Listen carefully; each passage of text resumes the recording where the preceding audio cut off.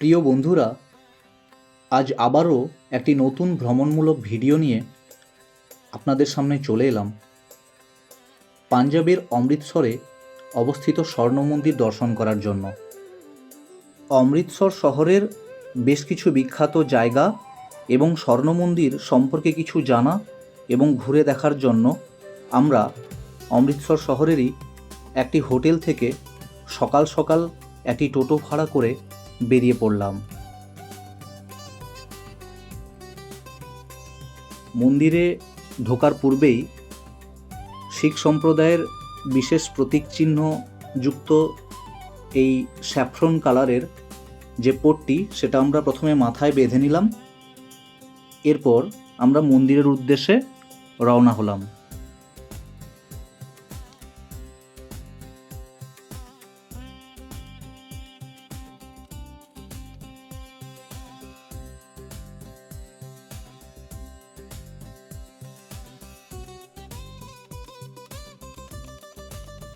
ভারতের পাঞ্জাবের অমৃতসরে অবস্থিত স্বর্ণ মন্দির বা শ্রী হরমন্দির সাহেব শিখ সম্প্রদায়ের সবচেয়ে পবিত্র স্থানগুলির মধ্যে অন্যতম।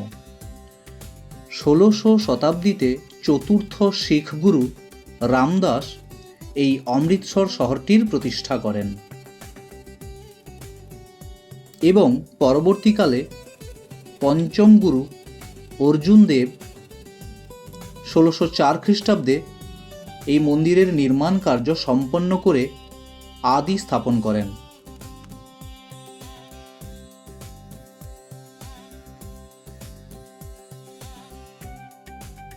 খুবই সুন্দর শ্বেত মার্বেল পাথর দিয়ে নির্মিত এবং সুসজ্জিত এই মন্দিরের পবিত্রতা বজায় রাখার জন্য আমাদের সকলকেই নির্দিষ্ট স্থানে জুতো খুলে এবং পা ধুয়ে মন্দিরের মধ্যে প্রবেশ করতে হয়।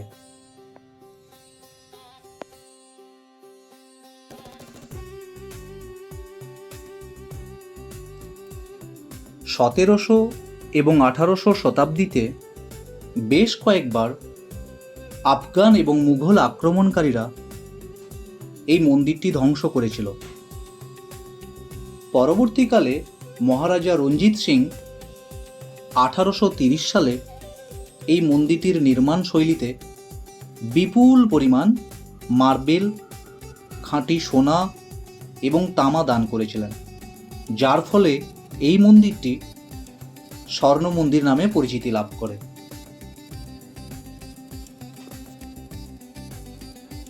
এই মন্দিরটির কেন্দ্রবিন্দু হল এর পবিত্র সরোবর, যা অমৃত সরোবর নামে পরিচিত। 1573 সালে চতুর্থ শিখ গুরু রামদাসের নির্দেশে এই সরোবরের খনন কার্য শুরু হয় এবং পরবর্তীকালে 1577 খ্রিস্টাব্দে এই কাজ সম্পন্ন হয়। এই সরোবরের নাম থেকেই পরবর্তীকালে অমৃতসর শহরটির নামকরণ করা হয়। এই স্বর্ণ মন্দিরের চারদিকে মোট 4টি প্রবেশদ্বার রয়েছে,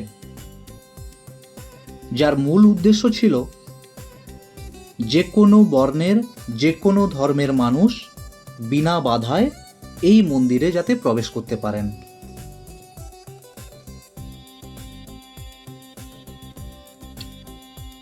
এই স্বর্ণ মন্দিরের লঙ্গর ব্যবস্থা বা কমিউনিটি কিচেন ব্যবস্থা অত্যন্ত প্রাচীন এবং বিখ্যাত। এখানে প্রতিদিনই হাজার হাজার জাতি, ধর্ম, বর্ণ নির্বিশেষে সমস্ত মানুষকে বিনামূল্যে খাবার পরিবেশন করা হয়।